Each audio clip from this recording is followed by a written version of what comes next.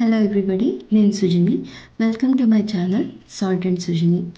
ఇవాళ మనము ఆలుగడ్డ దొండకాయది వేపుడు చేసుకుంటున్నామండి. చాలా బాగుంటుంది. మనకి చపాతీ రైస్లో దేనిలోకైనా చాలా బాగుంటుంది. మస్ట్ ట్రై రెసిపీ అండి. దీనికోసం నేను ఒక 2 టేబుల్ స్పూన్స్ మస్టర్డ్ ఆయిల్ తీసుకుంటున్నాను. దీంట్లో 3/4 కేజీ దొండకాయ ముక్కలు తీసుకుంటున్నాను.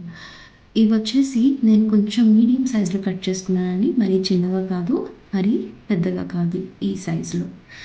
ఓకే, వీటిని హై ఫ్లేమ్లో ఒక 5 మినిట్స్ వరకు మంచిగా వేయించుకొని తర్వాత ఫ్లేమ్ లో చేసేసి మూత పెట్టి మగ్గించుకోవాలి.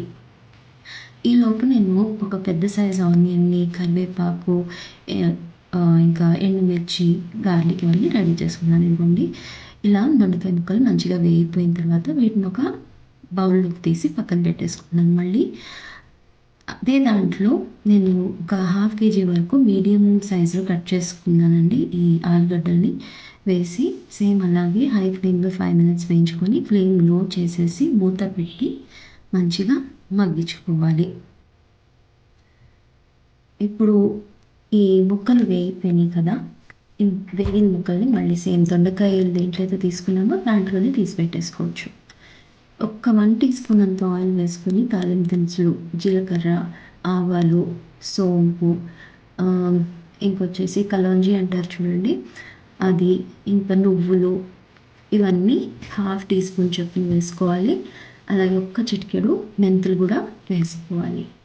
ఇవి మంచిగా చిటపటలాడిన తర్వాత ఎండుమిరపకాయలు ఒక 4, ఇంకా ఒక 10 వరకు వెల్లుల్లిని నేను ఇలా స్లైసెస్ లెక్క కట్ చేసుకుని పెట్టుకున్నానండి. ఇవన్నీ కూడా వేసి బాగా వేయించుకోవాలి. అలాగే ఒక 1/2 టీ స్పూన్ అంతా ఇంగువ వేసుకోవాలి. తర్వాత ఒక పెద్ద సైజ్ ఆనియన్ని నేను థిన్ స్లైసెస్ లెక్క కట్ చేసి పెట్టుకున్నాను. అది కూడా వేసేసుకొని మంచిగా ట్రాన్స్లూసెంట్ వచ్చే వరకు వేయించుకోవాలి. ఇదే టైంలో మనం కరివేపాకు కూడా వేసుకొని మంచిగా కలిపేసుకోవాలి. ఇప్పుడు దీంట్లో ఒక 2 టేబుల్ స్పూన్స్ అంతా ఉప్పు కూడా వేసుకోవాలి. ఉప్పు ఏమి ఎక్కువ కాదండి, ఎందుకంటే ఇంతవరకు మనం దొండకాయల్లో కానీ ఆలుగడ్డలు కానీ మనం ఉప్పు వేయలేదు. సో ఇప్పుడు ఈ వేయించుకున్న ముక్కలన్నీ కూడా ఆనియన్లో వేసేసుకొని బాగా కలిపేసి మూత పెట్టేసుకోవాలి. ఇదిగోండి, ఇలా మంచిగా మగ్గిపోయినాయి మొత్తం అన్నీ కలిపి. ఈ టైంలో ఒక 4 పచ్చిమిరపకాయలని నేను చిన్న చిన్న ముక్కలు కట్ చేసుకున్నాను. ఇప్పుడు 2 టీ స్పూన్ల కారము, 2 టేబుల్ స్పూన్ల ధనియాల పొడి, సోంపు పొడి కూడా వేసుకుంటున్నామండి. 1 టీ స్పూన్ అంతా. చాలా బాగుంటుంది, టేస్ట్ బాగా వస్తుంది. ఇవన్నీ ఇప్పుడు మంచిగా కలిసేలాగా వేయించుకొని ఒక 2 మినిట్స్ వరకు మూత పెట్టుకోండి. ఇప్పుడు కిచెన్ కింగ్ మసాలా పౌడర్ ఉంటే మీ దగ్గర ఒక 1 టీ స్పూన్ వేసుకోండి. ఇది లేకపోతే నార్మల్ గరం మసాలా పౌడర్ కూడా నడుస్తుంది. ఓకే, లేదా సబ్జీ మసాలాలో కూడా వేసుకోవచ్చు. ఒక 1 టీ స్పూన్ అంతా లెమన్ జ్యూస్ వేస్తున్నానండి.